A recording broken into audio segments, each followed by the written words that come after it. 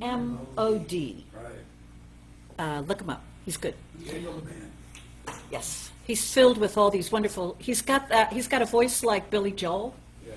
and then he sings all these great spiritual songs and stuff. So hello, I see people on the move. So you got some new people coming. Okay, so this is our third week that we are looking at prosperity again. We do that at least once, maybe twice a year, because because I need it. And I'm using a new book that well, it's not a new book, it's a very old book, published in 1938, I believe. Yep.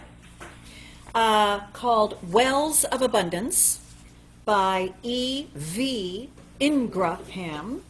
And he gives us 7 modes through which we receive our supply, we receive our good, and then has a chapter looking at each of these modes, and then gives us some advice on how we can express or open up to that avenue of supply in a more spiritual way, more intelligent way, more conscious way. So we've been practicing with the first 2. If you're like me, you probably forgot all about it.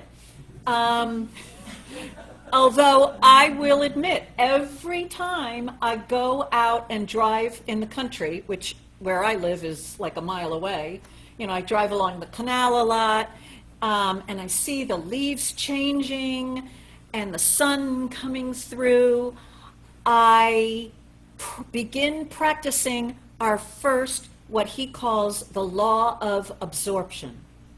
So the Law of Absorption is recognizing that everything that is created absorbs what is in its environment. And as human beings, we do too, but we need to be aware of it. And we also need to realize that that's not our only level of receiving good, but it's an important level because we're surrounded by our environment. And we're just absorbing what it is, whether you like it or not. When you're sleeping, you're absorbing what's in your room. When, you're just sitting around in a cafe, you're absorbing whatever's going around. It's unconscious, and it's what plants do. And so we recognize that that's a part of us, but we aren't a plant. And so what we do is think about what we want to unconsciously absorb and create an environment that reflects that. Now, I got a lot of work to do because as I look at my home, there's nothing in my home I want to absorb unconsciously. I mean, I'm sorry, I just don't see it that way yet. There are some moments of beauty in it, but what I seem to absorb in my home is a whole lot of sense of what I need to do. Fine. But when I go out in nature, I want to absorb that. The bounty, the abundance, the beauty, the freshness. Okay, so on rainy days, I don't want to absorb that, and I don't get reminded. But absorbing the beauty, the abundance that is in nature, when I do it consciously, I just soak it all up. On Saturday morning, I went and I like to run a long run, 52 minutes, in a park. And as I run, instead of thinking about, how I feel, which you don't want to think about that, I think about, the beauty and the breeze and the beautiful people that I'm passing, and most of them smile because they're walking and I'm running and they're passing me. But it's just beautiful. There's always something to see as I'm very peacefully, easily moving through the sunshine, through the air, through the nature, absorbing it, enjoying it fully. And what we want to do is claim our identity with that. I am this abundance. I am this beauty. I loved Mary's meditation. That lake is mine. That lake is an ocean that's filled with clear water so I can drink it. You know, I understood why she picked lake. I'm like, why not pick the ocean? I'm like, oh, because you don't want to drink that salt water. But when I was like looking at that lake, I'm like, everything is in there. And I thought about those books written by Jean Auel, A-U-E-L, The Clan of the Cave Bear and all those. And, you know, that young woman, when she was, you know, cast out of the clan, was on her own. And everything that she needed was right there. And what she had to use was the intelligence she was given to mold things. I thought, as I was looking at my lake, which was really an ocean filled with pure water, I thought, I can knit clothes out of the seaweed. It's all provided. And so our second law was the law, he called it the law of force. I'm renaming it the law of affirming. That we need to claim it. That with these 7 different modes or laws that he's describing, what we need to realize is we need to be operating through all of them intelligently, and then also at that spiritual level. And so our homework for the past week with the 2 different laws was to go out and absorb an environment of abundance, and then affirm that you are one with it, and that God is your supply, or all is supplied. And that affirmative prayer, that spiritual mind treatment that I did at the very beginning of our session here, was to realize that even industry, even commercialism, even advertising, even money, government and banking, whatever, it's all first cause created by the divine, using humanity, using our level of awareness, whatever, but it's the divine intention was to bring us our supply. And so it all comes from God. Okay, so that was our homework. Whether you did it or not, I don't know. I know how much I did it. And if you did any more than I did, good for you. And if you totally forgot about it, that's okay. You're here again to be reminded, right? So our third plane of supply is called the law of work. So the law of force or of affirming is at the level of animal. Animals get what they want by taking it from another animal, or, you know, taking the animal, right? So in humans, we elevate it by using assertion, affirming at that spiritual level. God is the supply. Now, the same thing is true of the law of work, that area of work. We need to get clear, and the best person that brought this clarity to me was Eric Butterworth in his book, Spiritual Economics. I read it every few years because Eric Butterworth makes it crystal clear that work has nothing to do with your money. And if you work for money, you're going to be all snarled up inside.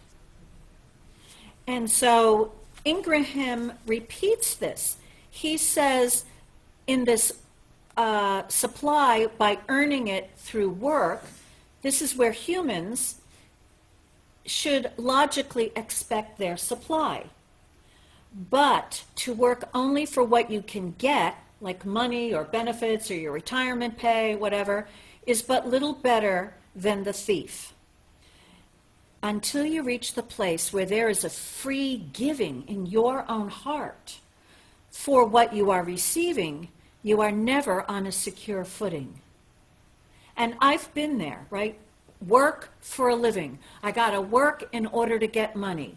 And when I began my spiritual journey, I was working in a job I hated because I was afraid of not having enough money. And my experience of living was total hell. I hated my job. I hated everyone involved with it. They were making me, and I was giving what they deserved. And lots of resentment was in me. Whew. It was an awful way to be. And we can fall back into that. And so what we want to realize is that it's appropriate that we receive money for what we are giving, but we must be aware that there is a law of balance at work, so that we are receiving what we are giving. And if what we are giving is, I'm going to give as little as so that I can get as much. If that's your law of compensation, if that's what's operating in you, then that's very little. You're going to get very, very little. And not only that, you're going to be miserable. I know that for my own experience. And so what we want to do is start, step one, if that's where you're at, no blame, no shame. To advance, you must get ahead of the law of balance and begin to give more than you receive. So you begin giving more than they deserve, more than what your job description is, more than what they pay you for. And what this is doing is freeing you and really changing you so that you're starting to think, what can I give? And not, what do I have to give in order to get? And having done that myself, yes, you begin being more interested in using work as a way to give what you are. And he says, as we advance, right, when working men and women realize that work is for the purpose of expressing and developing skill, there will be no drudgery in their labors. And that's what you stumble upon. Work is for your self-expression. And work is the best avenue that there is for experiencing growth. And so when you start to give more than they ask of you, you're starting to grow, first of all, in your attitude. But then when you're realizing that wherever you are is for you to give your best and more, what you begin to experience is, if you have way more to give than your particular role is offering you, you outgrow the job. And you get lifted up out of it and placed in another one where you have challenge and you can give more again. And once I began practicing this, and I did, I watched myself be lifted up out of a job in various ways. A lot of times it was called firing. Being lifted up out of job, but then placed in a place where I could give more of myself and where I could learn and grow. And so it wasn't about the money, although the money came, and there was always enough because God is the source of my supply. The growth. And the growth is this. Right? Spiritually, I am that I am. None of us have anywhere near explored what I am is. Our talents, our abilities, our skills that we have known so far, nowhere near what is available to us, what we can give. But we have to grow where we are. And so for me, the beginning, I was, I was in this teaching for a while, hated my job, right? And my first step at the time was to quit. And go be an actress. That was a plan. But I couldn't quit because I needed the money for security.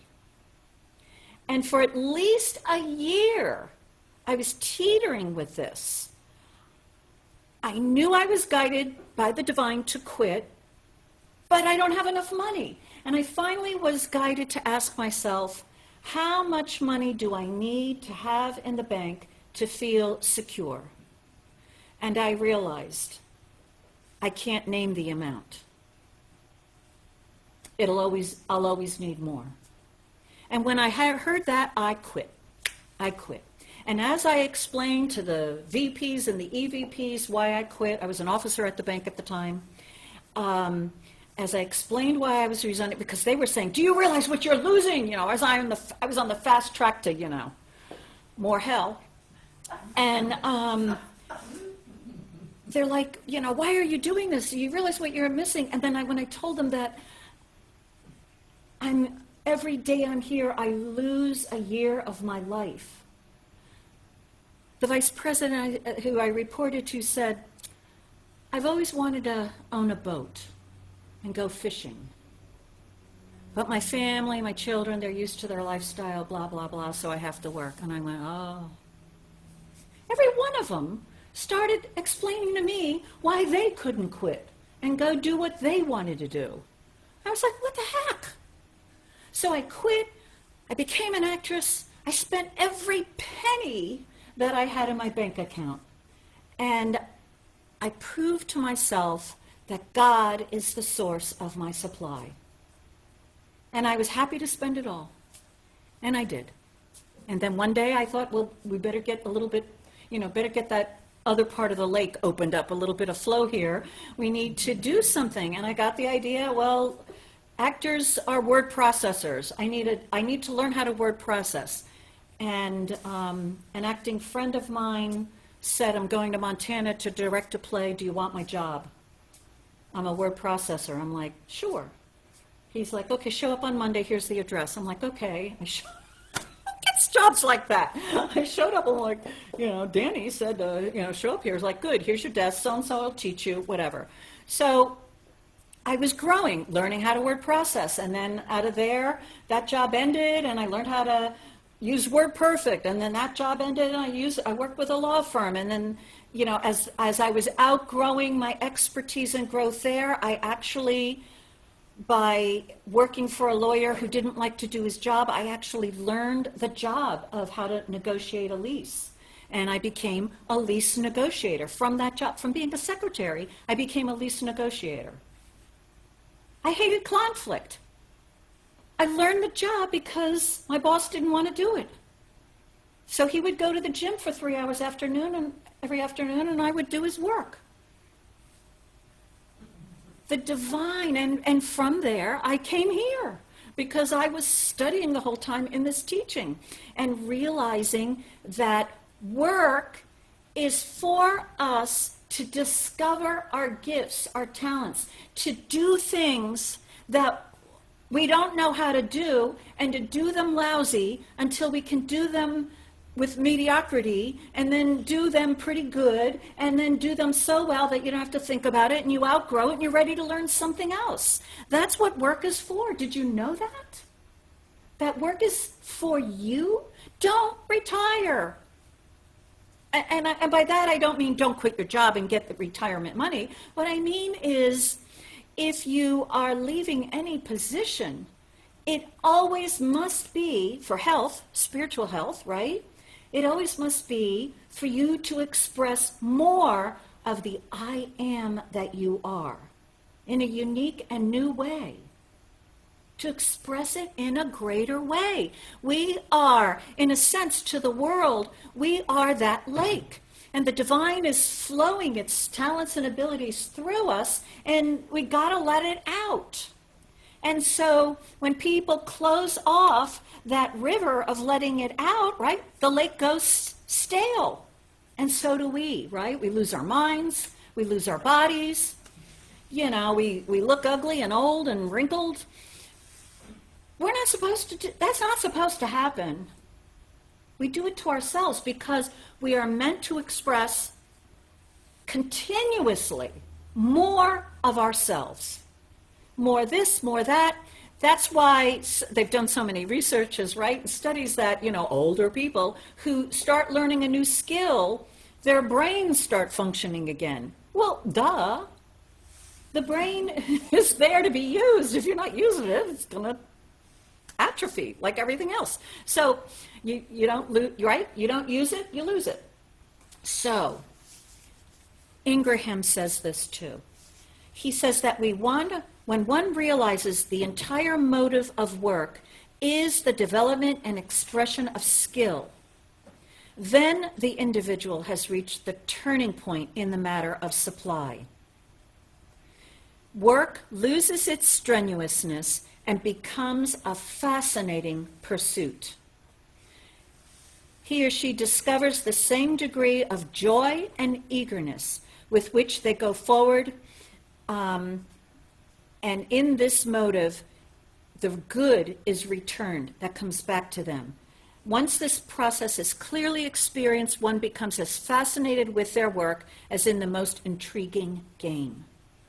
Are you that fascinated with your work?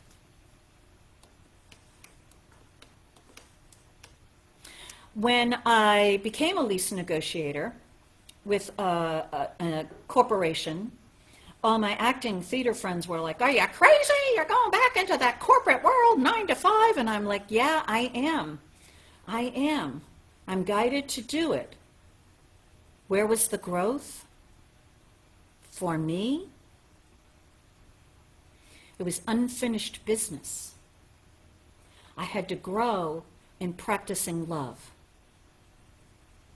Because when I was with the bank, I hated the 9 to 5, I hated the corporation, I hated all that structure. I was like, I just want to be free, I just want to be free. And something in me said, go back into it. And I'm like, okay, but if I go back into it, this time I'm going into it, I'm going to learn how to love it. And emotionally, I can't say I ever loved it. It was boring, it was exhausting, it was draining, but I pretended and practiced loving it. When you love, as I've done many a wedding ceremony, love is not the emotion, or it's not just the emotion, right? Love is acting with love. And acting with love is to always see the best in your beloved, whether they're acting that way or not, whether you believe it or not, whether you feel it or not, to still see the best in them. It's a choice. It's a mental choice. And so I remember working in that company and whatever. And then I would do a prayer for the company. And I would do a prayer for myself. I would do a different prayer for the company. The prayer for the company was that this company is thriving.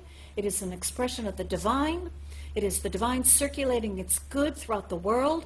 And each and every one of its employees is blessed and is giving their best and is giving their good. And any belief that anyone is bored or doesn't want to be here is erased, evaporated, and vanished. Each and every employee loves this job, loves this work, loves being here, and loves giving their best. I release it, it's done, and so it is. Well, I knew I was talking about me. But it needed to be done. That's what love does. And then as I treated for myself, I treated. I love my life completely. I love my life completely. And so I love this place and I love these people. And every once in a while, I'd hear a rumor and an invitation to think badly of the company or badly of the boss or badly of something. And I'm like, no. However intriguing and fascinating that particular rumor sounds, and as much as I have to contribute to it, is that love? No, I'm here to think the best of this person, even though I know what they're really doing. No, shut up, Karen. Let's think the best of this person. And so I did. I choose to think the best of this particular person, and that they would never do anything out of integrity. Only good reigns here. And even though I might not see it, even though I might not even believe it, it doesn't matter. That's the truth. I stand on it. It's done. So it is. So when we are growing in giving of ourselves, we want to accept that we might not feel like it. It might not be really where we're at. Because when we begin giving our best, we usually start in some place where we hate. And it's not using our best talents and abilities, but honey, you're not making the best out of the little that you're being asked to give. You're not ready to give the big stuff. If you can't love this job where you're collating paper, if you can't give your love to that and bless it and do it your very best, how can the divine trust you with a greater responsibility? Actions tell the tale.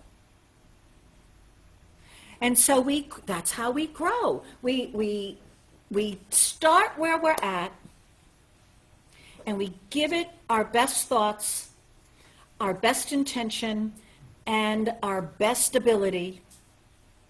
And we know that at some point we will have given all that we've got to give to it, and at that point we will be lifted up and placed into a situation where we can give more of ourselves. And that little clue, I love my life completely, will continue to lift you up until you're always given an opportunity to express more and more love. And then eventually, after that little, from the banker to the actress with no money coming in, to the word processor and the lease negotiator, I came here. No one could have imagined I would end up here. And I'm the last to believe it. And yet, it keeps using my highest talents and abilities. And freedom. I love my life completely, and I don't have to even pretend to love this expression. It's there. And I'll be here until I outgrow it, which, I can't see that happening. But who knows? I have to. It's a law. So the law of work is to give your best, right? To give your best, to grow as much as you can, to use what you've got. If all you've got is the seaweed, you knit a little bathing suit. Right? I mean, this is great. I know Susan's here. She's going to knit seaweed. We can see it coming out. We'll sell it at the next craft fair, right? Okay, good. So, She might need some kelp. like some kelp, right? A bit of kelp. Oh, my son cow. Oh, okay. So someone asked, where do you get the needles? I already thought about that, Margie. Do you realize you can knit with your arms as the needles? That's what we did. And see, the seaweed is so large, it could work. Okay, there they go. Somebody go ahead, make $1 million. It's okay. When you're done with it. And you can eat it when you're done with it.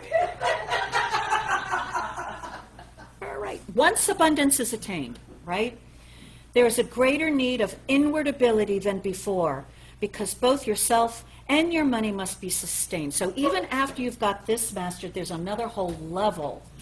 I think of it as philanthropy, living a life of a philanthropist, who is really the John Rockefeller believed that he was given so much money because God was guiding him in how to distribute it in the world. He thought that was his talent. And he tithed, he kept his records exact, and he had a clergy person available to advise him in how to distribute this money in the wisest way for the greatest good of all. He had a consciousness of philanthropy. But see, when we realize that we are one with the divine and that everything is coming from the divine for us to be expressing and giving, then we become the divine philanthropist. But we can't, we got to start where we're at. Don't go, all right, now I'm giving all my money away when, you can't pay your bill. No. Love your bills. Pay your bills. Pay that PSE&G bill that came out of nowhere with an earlier due date than last month. Okay, so the world of work. Physical work is only a means of outward expression. It builds muscle, but not character. And then we've got the working of the mind back of the muscle that builds the skill. And then the attitude in work makes character. So we want to build our physical expression, strengthen ourselves. We want to build that skill set that we have. And then we also want to build the attitude or the consciousness. And so that brings us to spiritual work. And we had the wonderful meditation by Mary. That's the spiritual work we need to do. Identify with the abundance of life and then claim it and use it for ourselves. He says the kind of inner work that builds up the highest and most vital motives should be the first consideration. We so often make the mistake of tackling the outer aspect of a problem before we have mastered its inner aspect. In supply, we should first work to master the sense of lack by building an inner sense of wealth. So I have a lot to say about that unconscious sense of lack, but it's time to move on. But our spiritual homework is this now, is to get into that environment, which that meditation allowed us to create that environment in our mind, to get into that environment, connect with that abundance, to feel it, identify with it, and then to affirm it's in our lives, to affirm that river flowing out of us, to affirm that the river is of greater good is flowing in, to affirm it's true in our bill paying, in our lives, in our world. And then our third activity, which we'll focus on this week, is how we are expressing ourselves. And the question is, am I giving my best? Am I giving my best? And the good thing here, just to make, so false perfectionists, I know where you're going, don't go there. That's not love. You give the best given what you've got at the moment. And maybe it's a bad mood. Giving your best might be to just shut up. For me, that frequently is the case. If you can't say something nice, don't say anything at all. Okay, but if you're there to do something, and even if you believe it's impossible and you hate it, you can say, I affirm that this is good. So again, it's our intention. We can always set an intention that is higher than where we might be at. And we don't beat ourselves up because we're not at the great thing yet. That's not love. And we're here to grow in love too. So you accept yourself the way you are. Okay. Today I'm a mean and nasty soul. Beware everyone who walks in my path. So divine wisdom, what shall I do? Okay? Don't make eye contact. And shut up. You might be blessing the world that way. It's the right. And then, as soon as you really accept yourself at that level, you find you're very infrequently at that level. Because I am that I am always wants to express. And that includes joy and love and peace and harmony and success and abundance and wealth and health and vitality and connection and anything else you want. That's it. All right, having said that, let's contemplate it for a bit as Reverend Rich leads us in another song. You said I am so many times that I have to do the song. All right.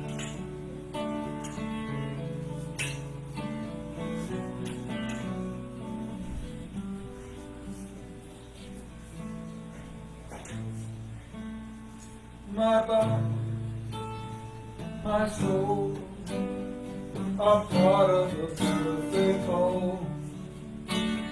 My heart and my hand are serving a secret plan. I know that it's true when all that I am comes down to you. I know that it's true. I know that I can rely on you. All that I am, all that I am, all that I am, God, I give to you. All that I am, all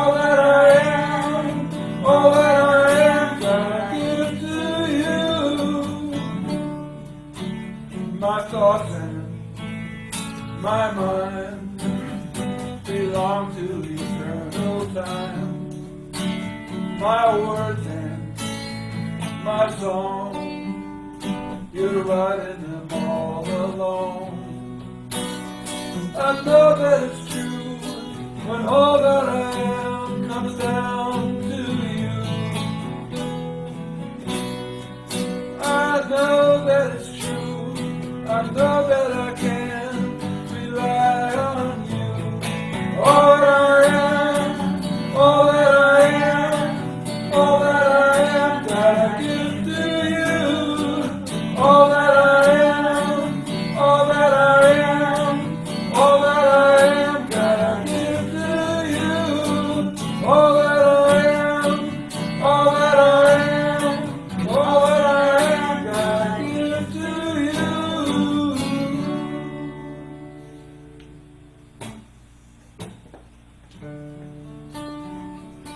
And so in closing, I want to read this meditation, or it's a spiritual mind treatment, affirmative prayer by Ingrid Hen here. So, these words I speak in the I am, claim that I am to be your own. Almighty God, source of all creation, flood me with thy light and life. Pour out your whole spirit and substance upon me, and supply me richly with all the fullness of your bounty.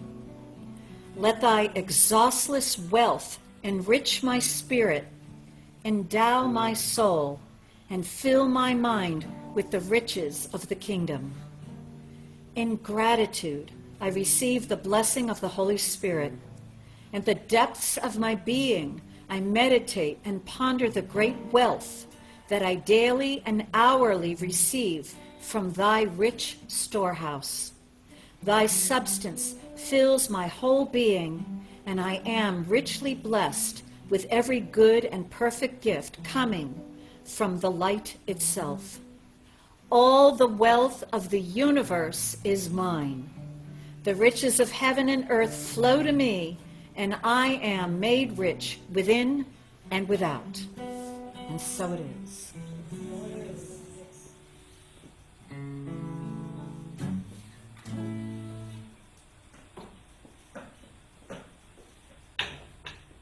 That's it? It's ready to go.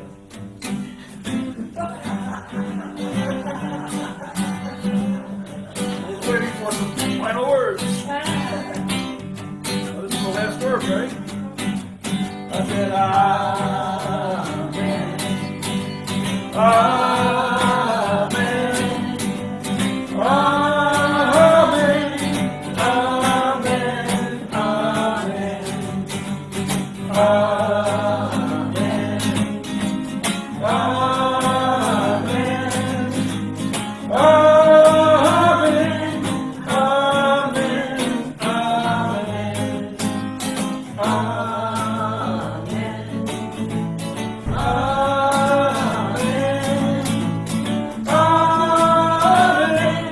Amen.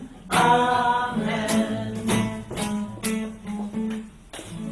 And so it is. And that's the way it is. All right, people at home, I see that Regina, is that you, Regina? Yes. She has posted a YouTube video of Wells of Abundance, 7 Planes of Supply. So it's the unabridged audiobook is posted on our Facebook page. So you can listen to somebody reading that. That's awesome. Thank you so much, Regina. Oh, she gives so much. She's such a blessing. All right. So hello, welcome. We've said hello. Oh, Margit was here. And okay, all right. Arlene, good morning.